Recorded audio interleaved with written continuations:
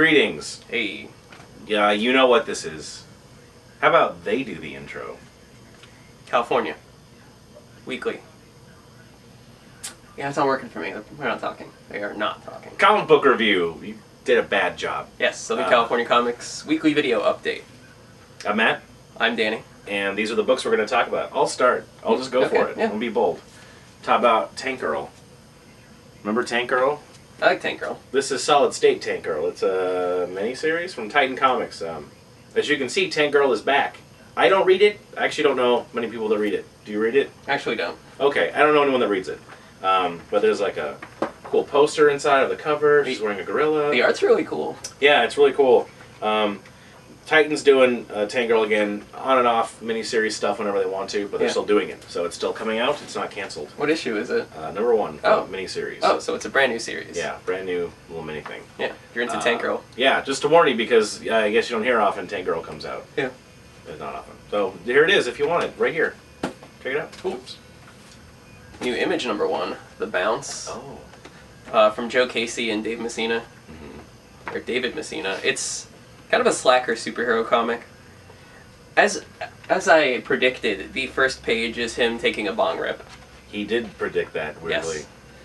And yeah, I'm not quite clear what it's about yet, but he's got like speedball type power, so he bounces around and he fights a bad guy, and then he goes into a weird psychedelic dimension by breathing in a man who is made of drugs. What? Yeah, the dude like vaporizes into like smoke, and then the bounce breathes him in, and weird stuff happens. Man, that sounds like a Grant Morrison comic, just what you said. Joe Casey and Grant Morrison are pretty close in their BFFs. in their styles. Best friends forever. I don't think they're buddies, but they're very similar. Like if you like one, you'll probably like the other. Best buddies forever? But still BFF. Similar writers forever. Speaking of writers, terrible. Green Lantern, number 20.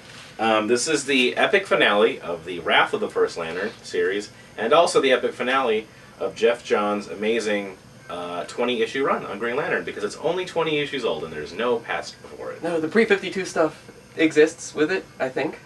They seem... Yeah, this is the only book it actually does. No, that and Batman. Sort of. Yeah. Not really. This is the actual only one that hasn't been changed. Jeff Johns been running it for, what, almost 10 years?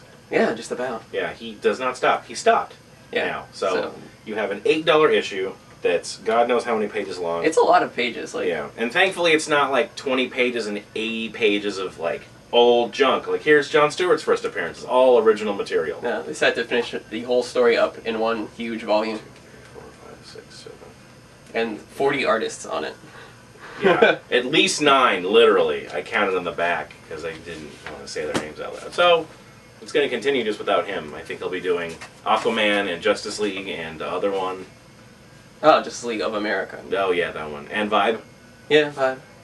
Well, he's not doing Vibe. Oh. He only did the first 3 issues. Never mind. Sorry. Another DC book. No, you should have gone with the green. Speaking of green. Oh. I wasn't clever enough. Or hacky enough to do that. Green Team Trillionaires number 1. It's by Art Balthazar and Franco, who do like the cool kids comics that DC used to put out. Superman Family Adventures. Oh, whoa, I did Titans. not know that. Let me see that art. Well, they didn't draw it. Oh, okay. I was like, that didn't look like it. Oh yeah, they just wrote it. And okay. The artist is Iguara, not Iguana. The bird from Iago? Aladdin? Yeah. Damn it! Yeah, you're right. Okay, I got it. It looks kind of cool. They're incredibly rich teens who decide to save the world with their money. I guess. I haven't read it yet. It's kind of the balance book to The Movement by Gail Simone. Yeah. Where it's basically the movement's the 99% and these are the 1%. Yeah. Because it's topical based on the Occupy movement. It's vaguely topical, but... Yeah. The fingers right on that pulse. Everyone's a superhero, pretty much, in the DC universe. Even the rich folks. It looks cool. Yeah. We have a bunch of copies. New number 1. Worth a try. Speaking of... Lobster Johnson. Another one-shot. The Satan's Bedroom? What is it? Satan Smells a Rat. Yeah. Mike Mignola, John Arcudi. Cool.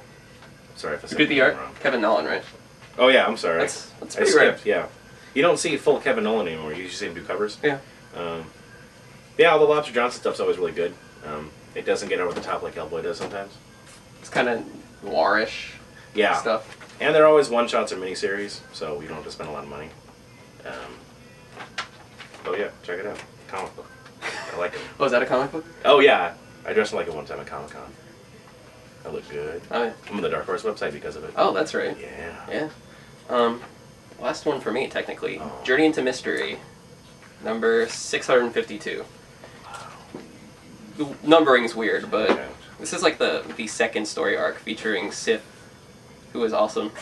And who else is on the cover? Oh, Beta Ray Bill shows up. That's important. The horse Thor from space. Horsey Thor. Yeah. He's a robot too? He's like a Cyborg? a robot horse alien. Okay. Yeah, it's weird. Okay. That's why it's great. I'll take it. Like, I like this series, but it's getting really good now. Like, this is a really strong series. Like, one of the All Mother is dying, so they like take her and her garden to like an asteroid that the Avengers just kind of have a base on. That's cool. So it's kind of weird because it's like Asgardians in space, and then Beta Ray Bill shows up, and you're like, oh, that's why. Like, it's really strong, and you really get a feel for these characters. Like, you kind of fear for one of the All Mother. I think it's a Gaia. Of course it's Gaia. She has a garden. Earth. Get it?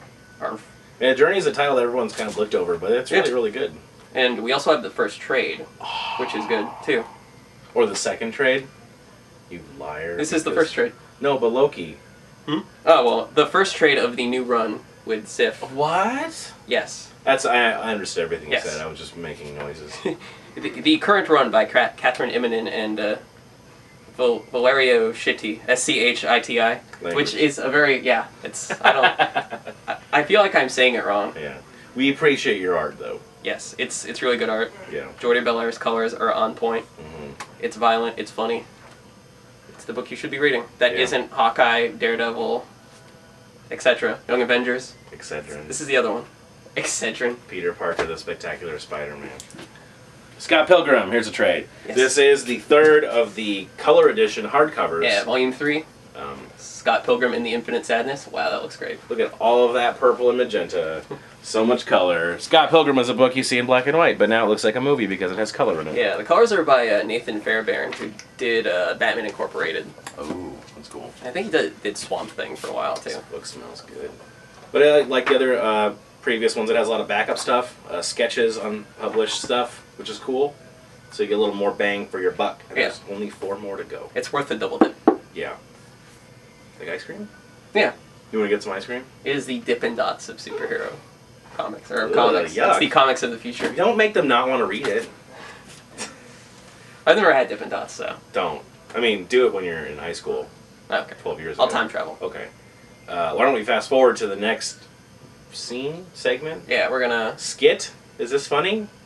No. Oh, okay. I'm sorry. This is not funny. Gonna talk about some of our favorite comics. Yeah, let's do that. Yeah. Bye. Boop.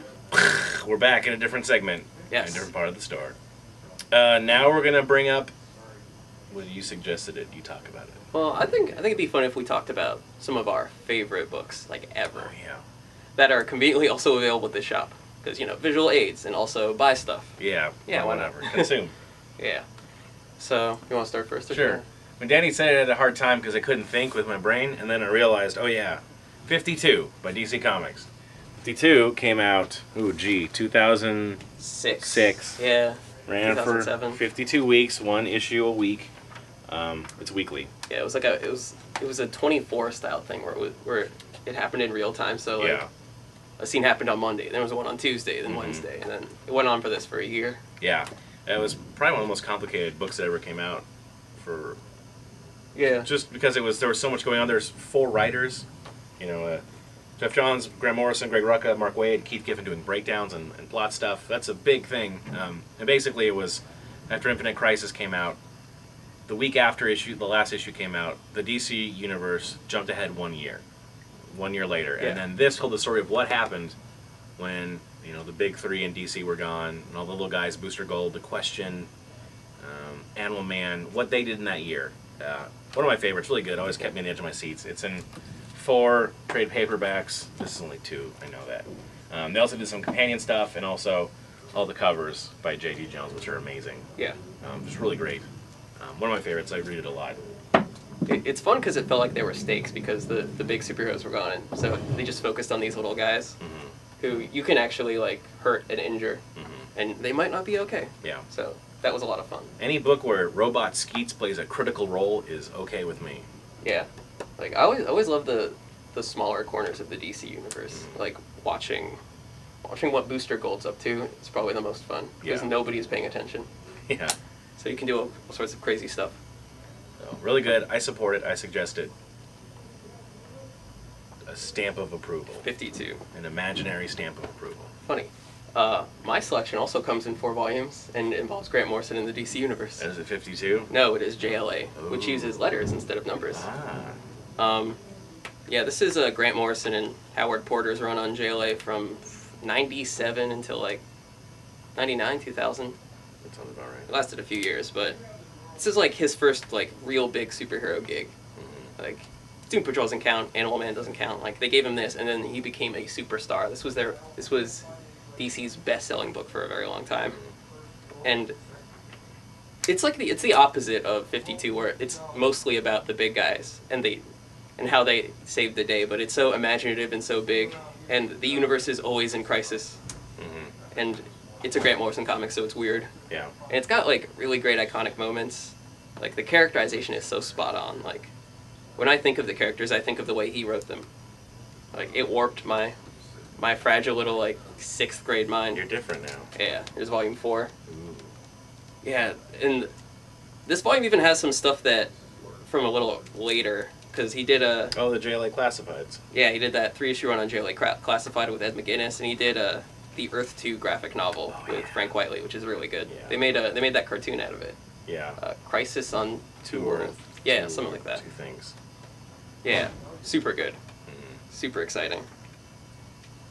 It's like probably my favorite superhero comic.